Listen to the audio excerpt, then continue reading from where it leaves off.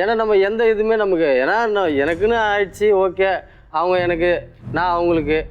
நீங்க சந்தோஷமா தான் இருக்கீங்க. அதுவும் வீட்டில் அது இப்போ எங்கள் அம்மா ஏற்றுக்குப்பாங்களா அந்த விஷயத்த? ஓகே, எனக்கு 2 பிள்ளைங்க உனக்கு இருப்பா, அது இப்போ 3ஆவதா நீ அந்த பாப்பாவை அன்னைக்கே விட்டுருந்தா ரைட்டு ஓகே, இன்னைக்கு பார்க்குறாங்க, எப்படி இதை நீ வந்து இது ஏற்றுக்க முடியும்? எங்கள் அம்மா ஏற்றுப்பாங்களா? சொத்து வந்தா மட்டும் ஏத்துப்பாங்களா?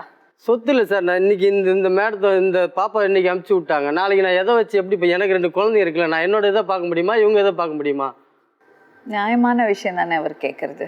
இல்லைன்னா எனக்கு வேண்டாம், எதுவுமே வேண்டான்ற மாதிரி. அதாவது இப்போ இடையிலே சூசைடு ஒரு டைம் அட்டன் பண்ணிட்டேன் மேடம். ஏன்? ஓப்பனாகவே சொல்கிறேன், சின்ன ஒரு தப்புன்றதுக்காக நீங்கள் லாக் பண்ணி அன்றைக்கி அந்த டைமில் கல்யாணம் பண்ணுறது உங்களுக்கு என்ன ரூல்ஸ் இருக்குது? என்ன மேடம் இருக்குது? சரி ஓகே ரைட்டு, அவங்கள நீங்கள் இது பண்ணுற, அவங்கள கழட்டி விடுற மாதிரி பண்ணிட்டீங்க, சரி ரைட், நானும் அதை மனப்பூர்வமாக ஏற்றுட்டு வந்துட்டேன். அப்போ நீங்கள் அந்த குழந்தைய வச்சு நீங்கள் தானே பார்த்துக்கணும். அன்றைக்கி அதான் சொல்லியிருந்தாங்க. அன்றைக்கி அந்த குழந்தை அவன் அம்மா கூட இருக்கணும்னு ஆசைப்படுறதே